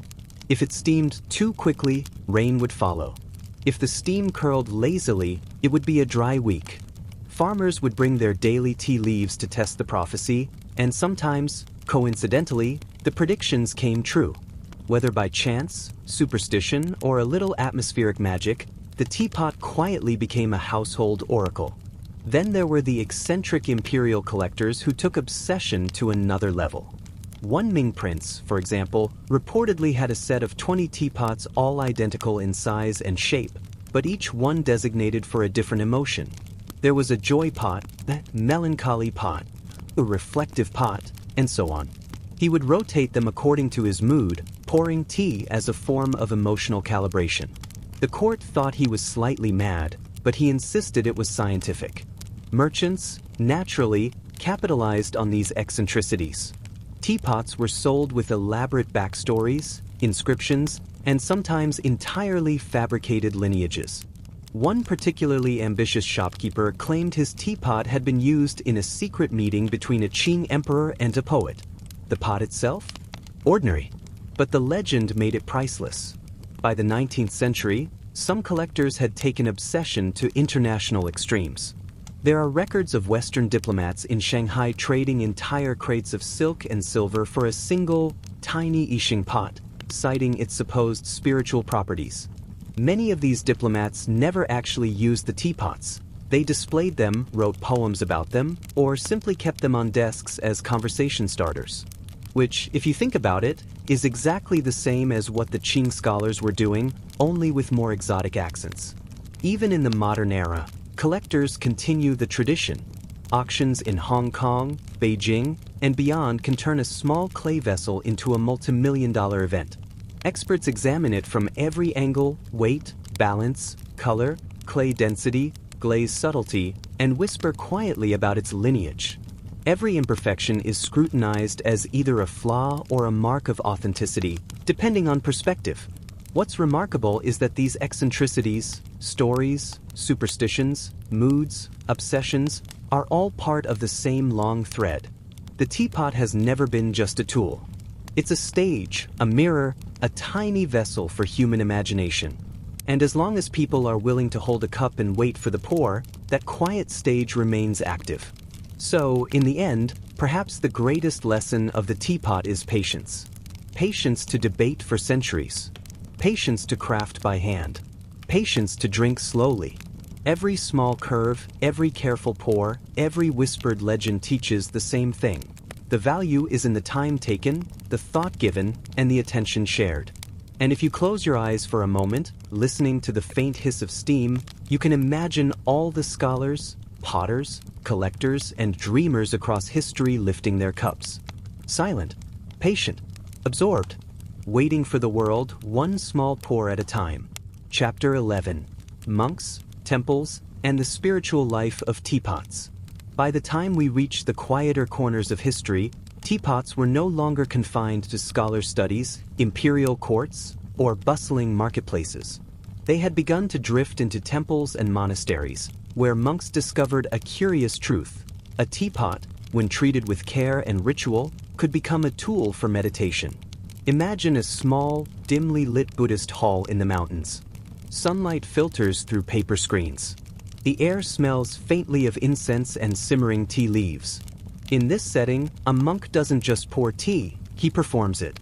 Every movement is deliberate, rhythmic, almost imperceptibly slow.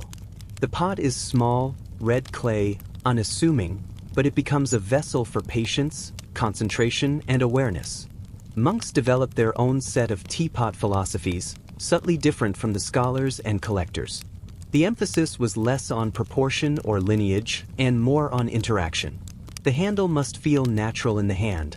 The spout must pour steadily, requiring no struggle. Even the sound of water hitting the leaves was noted as part of the ritual, a form of acoustic meditation. Some monasteries kept multiple teapots, each for a different stage of practice. One was for beginners, forgiving and easy to pour. Another was reserved for advanced monks, small, precise, almost temperamental, rewarding care with perfect infusions and punishing haste with dribbles or spills. The pot became a teacher, silently demanding attention and mindfulness. The monks also believed that the clay could absorb intention. A teapot used daily for decades by the same hands would, according to tradition, develop a memory. Each pour would carry echoes of previous rituals, an accumulation of calm, focus, and discipline. This idea, while difficult to prove scientifically, became central to monastic practice. Many old Yixing pots in temples were prized not just for their craftsmanship but for their spiritual history. Of course, human eccentricity still found its way into these sacred spaces. There are accounts of monks arguing over which shape brought the best mental clarity. One abbey reportedly held a secret debate for 3 days over whether the lid should curve inward or outward. The argument was so delicate and prolonged that visitors mistook it for silent prayer. And in a way, it was prayer. Prayer in the form of quiet debate, patience, and attention to detail. In addition, monasteries sometimes acted as guardians of tradition during turbulent periods. When wars, rebellions, or natural disasters threatened artisan villages, monks would hide prized teapots in storerooms, bury them in gardens, or transport them to remote mountain retreats. These small objects, humble as they seemed, carried centuries of knowledge and aesthetic philosophy. Protecting them was akin to protecting wisdom itself. Interestingly, these monastic practices influenced nearby towns. Lay people visiting temples began to adopt similar care for their own pots, learning to pour slowly, appreciate balance, and treat the act of tea-making as more than a chore. Tea culture spread in subtle ways, through imitation, observation, and the quiet insistence of a pot that demanded respect. And so, in the mountains and temples, far from the politics of courts and the commerce of cities, the teapot quietly continued its centuries-long education of humanity. It was no longer a status symbol, no longer a collector's object, no longer a topic for imperial scrutiny. It had become a companion for thought, a vessel for patience, a tiny teacher in red clay. Even today, in monastery courtyards or small tea houses in rural China, you can see echoes of this practice.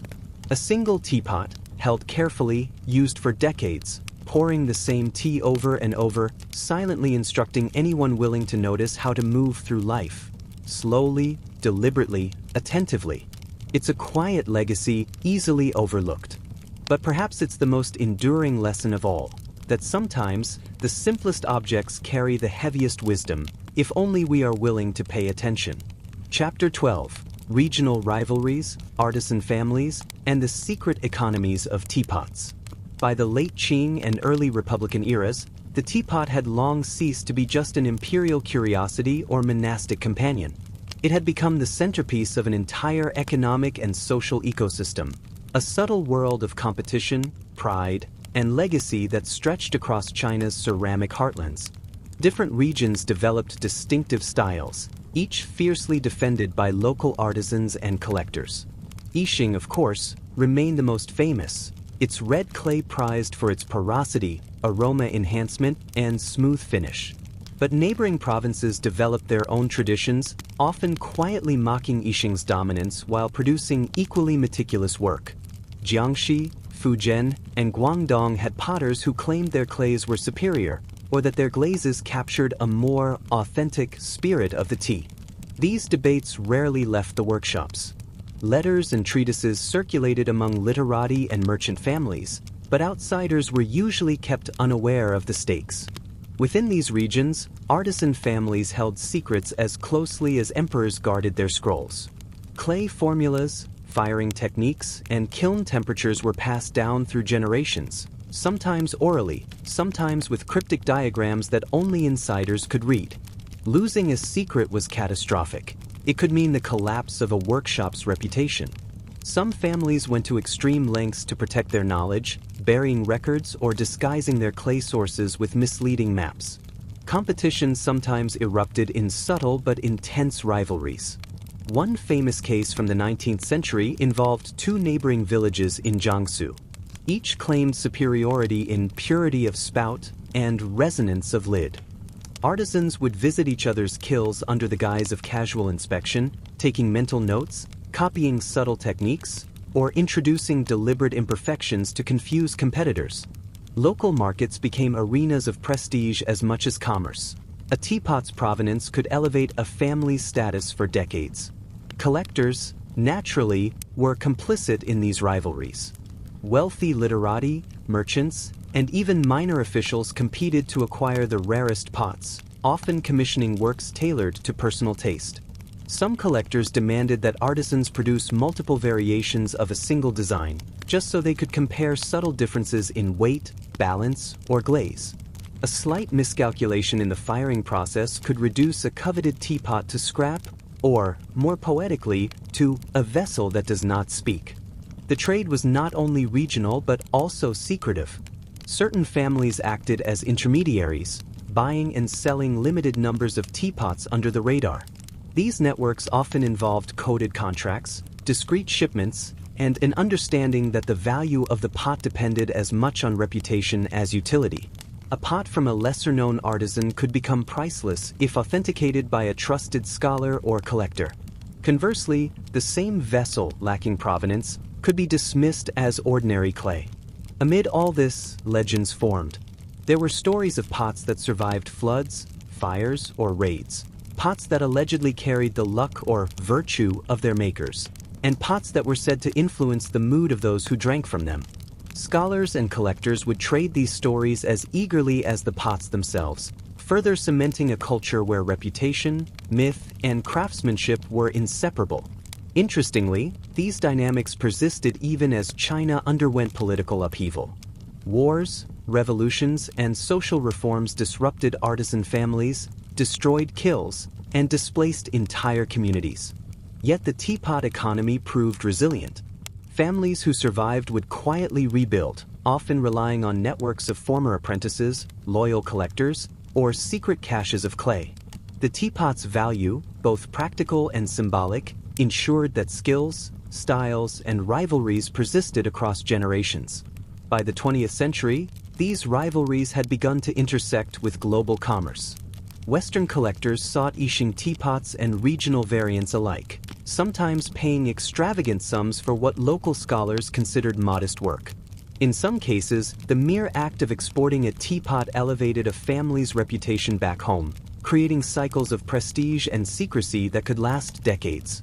Through all of this, one constant remained: the obsession with balance, proportion, and spirit. Whether in an imperial court, a monastic hall, or a rural village workshop, teapots were treated as more than tools. They were the embodiment of centuries of careful thought, practice, and human attention. And in a world often marked by chaos, that quiet, enduring obsession offered a rare continuity. Even today, when you hold a well-crafted Yixing pot, feel its weight, and pour slowly, you are touching a thread that stretches back to these artisan families, regional rivalries, and secret economies. The pot carries their care, their pride, their patience, and perhaps a whisper of the centuries-long debates over what makes a vessel truly alive. And so the teapot continues its subtle dominion, shaping thought, culture, and ritual, quietly asserting that beauty, patience, and human attention are as essential to life as water and fire. Chapter 13: Modern Revival, Global Tea Culture, and the Collector's Obsession. By the mid-20th century, China had endured revolution, war, and social upheaval. Yet the teapot, that small red clay vessel, continued its quiet work, surviving everything from imperial edicts to industrialization. And around this time, something curious happened. The teapot began to reclaim its global influence in ways both subtle and absurdly extravagant. In the 1950s and 60s, domestic production under the People's Republic of China was reorganized. Factories reopened, artisans were placed in workshops, and certain families, descendants of long-standing Yixing lineages, were recognized as national treasures. State-run exhibitions showcased fine teapots as symbols of cultural heritage, a tangible link to centuries of refinement. The government wanted to preserve history, even as it tried to reshape the present. And the teapot, patient as ever, quietly complied. Meanwhile, Western fascination with tea culture began to grow. Scholars, travelers, and collectors trickled into China, fascinated not just by the tea but by the vessels themselves. A teapot was no longer merely functional.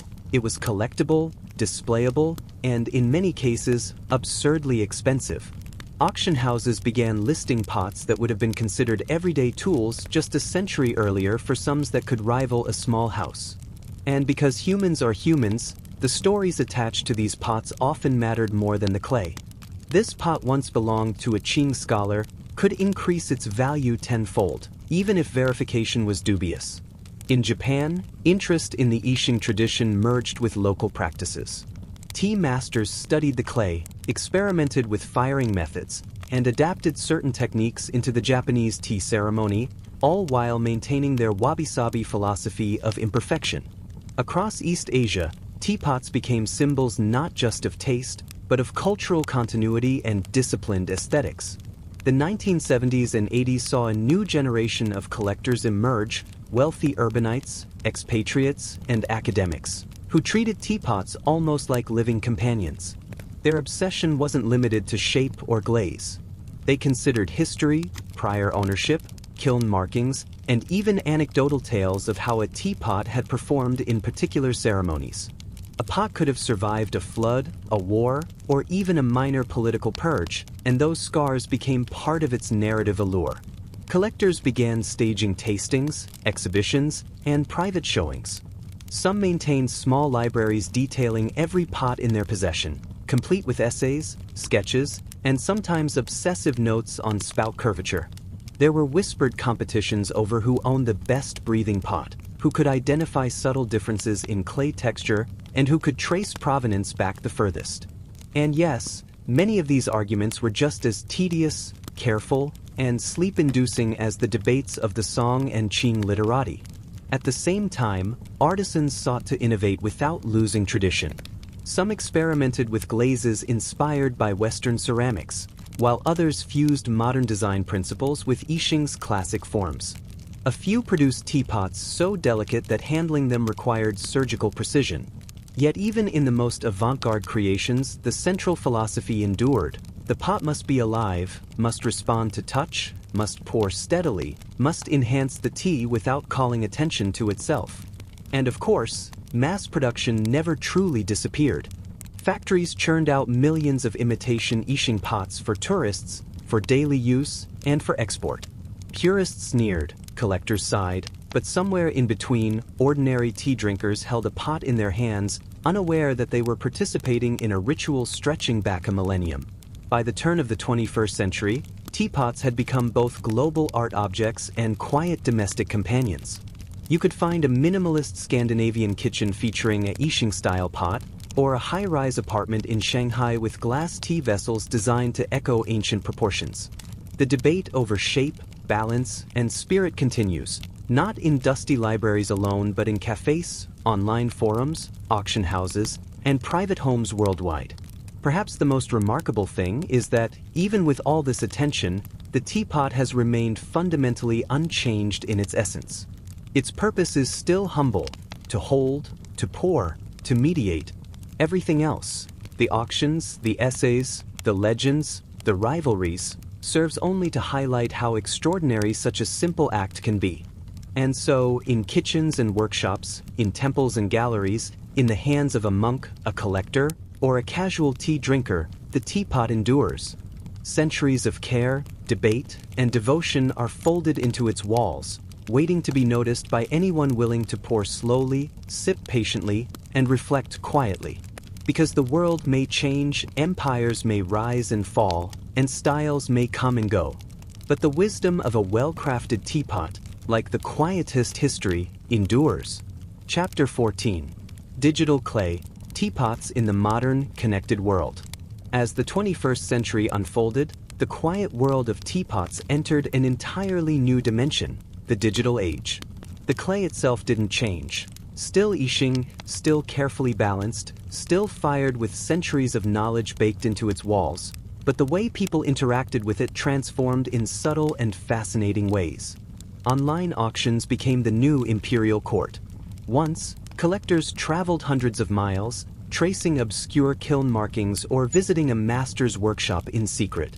Now, they could sit at a desk anywhere in the world, scrolling through high-resolution photographs of pots, examining spouts, handles, and lids with a level of scrutiny that would have impressed even the most meticulous song scholar. Each lot came with detailed provenance, sometimes video clips, sometimes digital certificates. The ritual of inspection became virtual, yet no less intense. Discussion forums and social media platforms developed their own scholarly communities. Enthusiasts debated endlessly, sometimes politely, sometimes obsessively, about subtle differences in glaze tone, clay grain, or firing style. A single post could spark threads hundreds of messages long, with each participant offering observations, historical context, or personal anecdotes. It was, in a very slow and sleepy way, the continuation of the centuries-long debate over ideal spout curvature and pot breathing. Artisans, too, adapted. Some began creating limited editions designed specifically for online audiences. High-resolution imagery, slow-motion pour videos, and detailed documentation of clay sourcing became essential. Yet the philosophy remained the same. The pot must pour gracefully, balance in the hand, and enhance the tea without overwhelming it. A digital presentation could not replace the tactile experience, but it could inspire appreciation and preserve knowledge.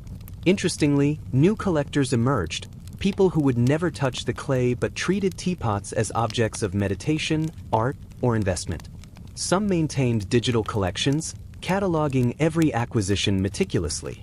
Others traveled to China to experience the tactile reality after years of online study. The teapot, once a local obsession, became a global conversation piece, bridging centuries and continents with quiet resilience. Even casual tea drinkers benefited. Video tutorials, live stream tastings, and digital guides allowed anyone to explore the subtleties of brewing with the Yixing pot. The rituals that were once reserved for scholars, monks, or wealthy collectors became accessible. The act of holding a small red clay vessel, pouring water over leaves, and observing the steam rising became a practice of mindfulness available to millions. And yet, despite all this technology, the essence of the teapot remained unchanged. Its weight, its spout, its clay, all of it carried centuries of human attention. The debates, the rivalries, the meditations, the collectors' obsessions, they were layered on top, like sedimentary history in clay. The pot itself was patient, waiting quietly for hands that could pour slowly, for eyes that could see subtle curves, for minds willing to dwell in stillness. Perhaps the most fascinating development of all is that even in a world obsessed with speed, efficiency, and instant gratification, the teapot's philosophy persists. One cannot rush tea without consequences. One cannot ignore balance and expect grace.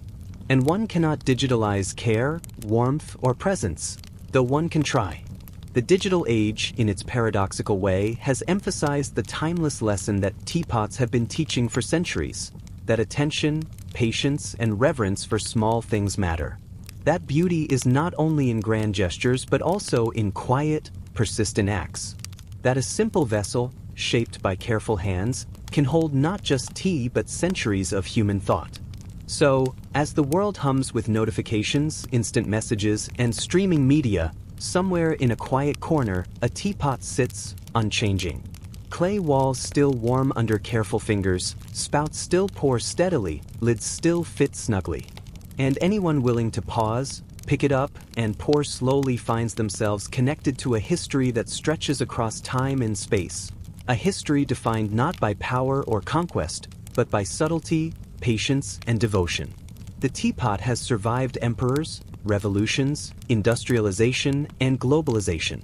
It has traveled across oceans, entered temples, homes, and digital screens. And through it all, it quietly insists that the act of pouring, of attending to small things, is an enduring form of wisdom. Chapter 15. Contemporary Curiosities, Art, Obsession, and the Limits of Teapot Design. Even as the 21st century presses forward with speed, innovation, and technology, the humble teapot has remained stubbornly, insistently, itself. And yet, in recent decades, artisans and collectors have taken its centuries-old traditions in directions that are, frankly, quite eccentric. Some contemporary potters deliberately push the limits of form. You can find Yixing-inspired creations with impossibly long spouts that curl like question marks, lids shaped like miniature mountains, handles that loop in pretzel-like spirals, and abstract forms that challenge the very idea of pourability. The idea is less about function and more about contemplation. Objects meant to make the observer pause, tilt their head, and perhaps question why anyone thought tea needed to be held in a conventional vessel. Collectors, predictably, have developed their own eccentricities. Some maintain vast private collections not for display, but for the thrill of comparing subtle imperfections, unique glazes, or the way a particular clay absorbs and releases heat. A collector might spend years seeking a single pot fired in a specific kiln on a specific day, believing that a particular weather pattern affected its breathing. Others focus obsessively on provenance, trying to trace a vessel back to its original artisan or even its original clay source, documenting the lineage as meticulously as a genealogist tracking nobility. There are also whimsical experiments with material and function. Some modern artists fuse Yixing clay with glass or metal, creating hybrid vessels that challenge centuries of tradition. Others create teapots that cannot pour at all, intentionally breaking functional conventions to explore the pot as pure sculpture. These creations often provoke debate among collectors and scholars, echoing the age-old arguments over lid curvature or handle placement. The difference is that now the conversation includes a global audience, on social media, in exhibitions, and across international auctions.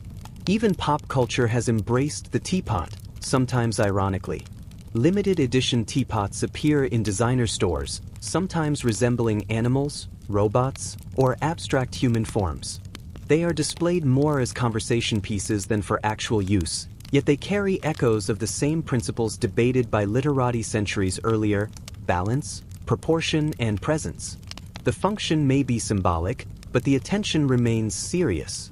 Despite all this experimentation, the timeless essence of the teapot persists.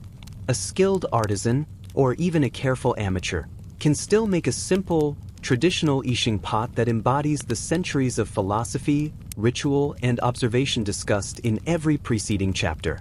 The spout flows perfectly. The handle rests naturally in the hand. The clay absorbs heat and aroma, quietly enhancing the tea without fanfare. And when the tea is poured, the vessel whispers the same lesson it has whispered for a millennium: patience, care, and subtlety matter. In a sense, the modern era has amplified what the teapot always taught. Whether it is a collector obsessing over minute differences, an artist bending tradition into whimsical forms, or a casual tea drinker pausing to watch steam rise from a cup, the object's purpose remains: to slow the world down, if only for a few moments. It reminds us that attention can transform the ordinary into something extraordinary. And so, across workshops, galleries, homes, and digital screens, the teapot continues to live, quietly resisting the rush of time, patiently waiting for hands willing to pour slowly, for eyes willing to notice curves and lids, and for minds willing to consider that perhaps centuries of debate over clay were never really about tea. Chapter 16. Tea Across Continents, Global Spread, Collectors, and the Slow-Living Revival. By the late 20th and early 21st centuries, the teapot had quietly completed its global migration.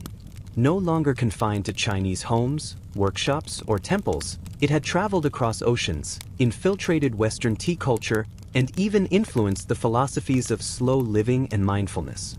Its path was subtle, almost invisible, yet profoundly persistent.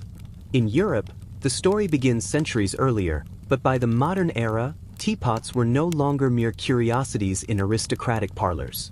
They had entered the homes of collectors, enthusiasts, and casual tea drinkers alike. Museums began acquiring historic Chinese pots, displaying them in glass cases with careful lighting, emphasizing their aesthetic and philosophical significance. Private collectors, sometimes with small fortunes, competed over provenance, glaze subtleties, and the faintest indications of artisan lineage. An old Yixing pot could sell for hundreds of thousands of dollars, sometimes on reputation alone. In America, the teapot found its way into a cultural mix entirely different from its native context. Tea, once overshadowed by coffee, experienced a renaissance in the late 20th century. Specialty tea shops, ceramics enthusiasts, and collectors embraced Yixing-inspired pots, recognizing them as both functional tools and objects of beauty. Here, the teapot was valued not just for its ability to enhance the taste of tea, but as a tactile counterpoint to the rapid pace of modern life. The act of pouring became meditative, echoing the quiet, centuries-long rituals from which the vessel originated. Collectors in both Europe and America often mirrored the obsessive tendencies of their Chinese counterparts. Some traveled to China to study potters firsthand, visiting Yixing workshops and even staying in rural villages to observe the clay sourcing process. Others meticulously documented every acquisition, comparing spouts, handles, and kiln marks, often maintaining extensive archives, digital or physical, of their collections. Arguments over form, function, and lineage, once confined to literati and scholars, now played out on international auction floors, forums, and social media platforms. The teapot also became intertwined with the slow living and mindfulness movements. People who had never studied Chinese philosophy found themselves drawn to the same lessons the scholars had emphasized for centuries: patience, observation, attention to detail, and reverence for small rituals. Pouring tea slowly, letting the aroma unfold, noticing the warmth in one's hands. These practices became a form of quiet resistance to speed, distraction, and modern chaos. In offices, kitchens, and cafes, people practiced a centuries-old ritual without even realizing its origins. Meanwhile, contemporary artisans continued to experiment globally. Designers in Europe, North America, and East Asia created hybrid teapots that incorporated elements of Yixing tradition alongside modern materials like glass, stainless steel, or porcelain. Some vessels became almost sculptural, prioritizing visual aesthetics over function. Others remained firmly rooted in practicality, balancing ancient philosophy with modern convenience. Across continents, one thing remained consistent: the central concern with proportion, balance, and presence. The teapot continued to be a teacher, whether anyone called it that or not. Even in popular culture, the teapot has achieved near-legendary status. From boutique cafes highlighting rare imported pots to social media videos of careful pour rituals, it quietly asserts itself as more than a container. It is a vehicle for mindfulness, an anchor for presence, and a tangible reminder that beauty and utility are not mutually exclusive.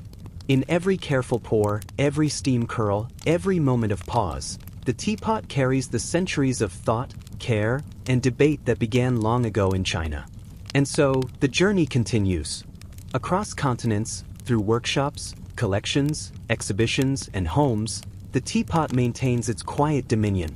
It teaches without words, argues without noise, and survives without fanfare. Its legacy is not in conquest, not in power, not in spectacle. Its legacy is in the simple, enduring act of pouring. And if you, tonight, have a cup of tea nearby, Imagine holding one of those small, red clay vessels. Feel its weight. Watch the steam rise. Pour slowly. Listen carefully, not just to the hiss of water, but to the echo of centuries of human thought, obsession, and care. Because in that small moment, you are connected to a history that is vast, quiet, and utterly patient. Chapter 17. Virtual Tea, Whimsical Designs, and the Philosophy of the Modern Teapot. As the 21st century progresses further into digital landscapes, the teapot has found new forms of life in ways that would have seemed impossible to the scholars, collectors, and artisans of previous centuries. Now, it is not only clay and fire that define a teapot's place in the world. It is pixels, screens, and global connectivity. Virtual tea ceremonies have emerged as a curious intersection of tradition and technology. Platforms now allow participants from across the globe to pour, observe, and discuss tea in real time, each with their own pot and leaves. The physical pot remains central, yet it is simultaneously represented digitally. Scholars of teapots, some trained, some self-taught, offer critiques over video streams, analyzing the angle of a spout or the sheen of a glaze, while participants follow along in their own kitchens. The tea may be poured slowly, intentionally, just as it has been for centuries, yet it is shared with strangers thousands of miles away. The ritual, in a way, becomes both ancient and futuristic at the same time. Meanwhile, whimsical and extreme designs have taken teapots into realms of near absurdity. There are pots shaped like animals, robots, abstract sculptures, and even conceptual designs that deliberately challenge functionality. Some cannot pour at all, existing purely as art objects, meditations on form, or statements about the nature of utility. Others feature elaborate mechanisms, hidden compartments, or spouts that twist and coil like labyrinths. Collectors revel in the ingenuity, debate its merits, and sometimes quietly wish for a simpler, more obedient vessel.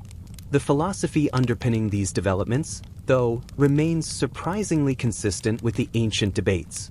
Balance, proportion, and spirit of the pot are still the measures of success. A wildly elaborate teapot may astonish, amuse, or frustrate, but it is still judged by how it communicates presence and intention.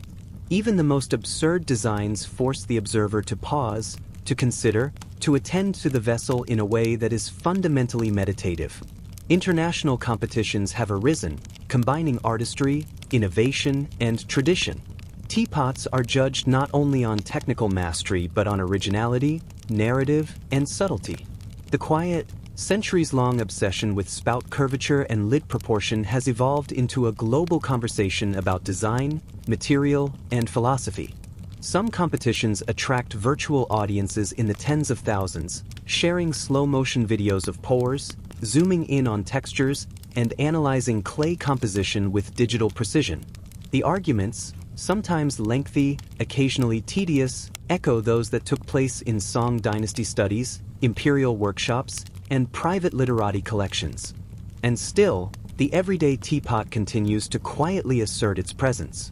Despite digital reproductions, elaborate exhibitions, and abstract designs, people continue to pour tea in kitchens, cafes, and offices around the world. They hold the pot, feel the weight, watch the steam curl, and in that small act, participate in a continuum of patience, attention, and care that stretches back over a millennium. Perhaps the most remarkable thing is the adaptability of the teapot. Across time, culture, technology, and geography, it has maintained its essential purpose: to hold, to pour, and to teach. From the Song scholars debating lid curvature to modern designers pushing the limits of whimsy, from monastic meditation to international virtual ceremonies, the teapot remains a quiet teacher. Its lessons are subtle, often overlooked, yet enduring: patience, presence, and reverence for the small moments in life. Even in an age dominated by instant gratification and digital distraction, the teapot persists as a counterpoint, a reminder that some things, no matter how small or simple, are worth our full attention. That a single pour can connect us to centuries of thought, care, and human experience. And so, whether held in a scholar's hand, a monk's palm, a collector's cabinet, or on a video call across continents, the the teapot continues to pour its quiet wisdom, waiting, patient, timeless, unchanging in essence, yet endlessly adaptable in form. Chapter 18: Extraordinary Collectors, Secret Auctions, and Modern Artisan Philosophy. Even in the modern era, some teapot collectors have taken obsession to levels that are, frankly, extraordinary. Not merely enthusiasts or casual admirers, these individuals treat teapots with the same reverence and precision that scholars, emperors, and monks once did, but amplified, globalized, and in some cases, a little eccentric. Consider collectors who maintain private libraries devoted solely to teapots. Shelves are lined with Yixing, Japanese, and hybrid pots, each vessel cataloged meticulously, often with essays, photographs, and handwritten notes on spout curvature, lid fit, and clay resonance.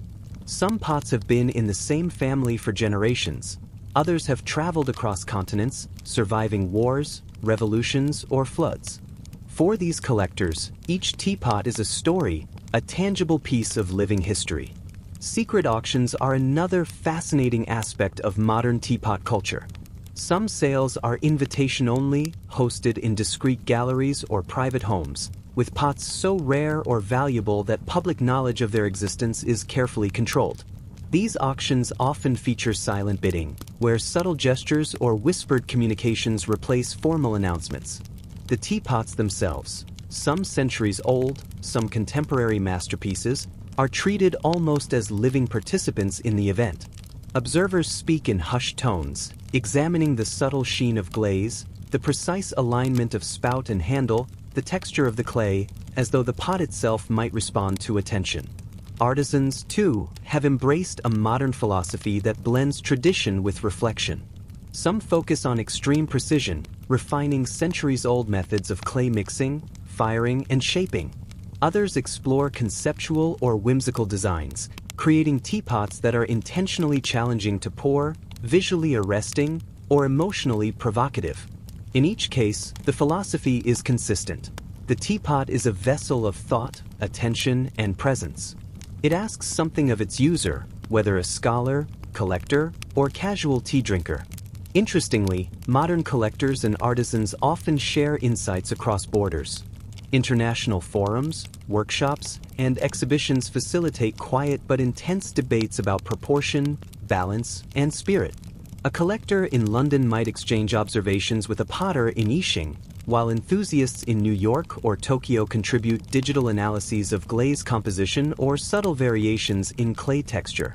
The centuries-old debates over spout curve and lid fit continue, now amplified by global communication, yet still intimate and patient in tone. Some collectors take philosophical approaches even further.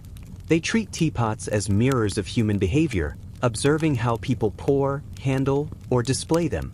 One collector reportedly keeps a pot for solitude, another for contemplation, and a third for conversation, echoing centuries-old practices of Ming dynasty scholars and monks. In each case, the teapot becomes a tool for reflection, a bridge between the object and the observer, a quiet teacher in red clay. The interplay of obsession, philosophy, and history in modern teapot culture is fascinating. These small objects continue to inspire reflection on time, attention, and human behavior. They are, in a sense, both functional tools and philosophical companions. A carefully poured cup connects us to artisans, collectors, scholars, and monks across centuries. Each vessel carries a history of observation, care, and thought, reminding us that even in a fast-paced modern world, patience and attention are still worth cultivating. And so, across private collections, secret auctions, artisan workshops, and digital forums, the teapot endures. It continues to teach, quietly and persistently, that the essence of human experience can often be found in small, deliberate acts, pouring slowly, observing carefully, and attending fully.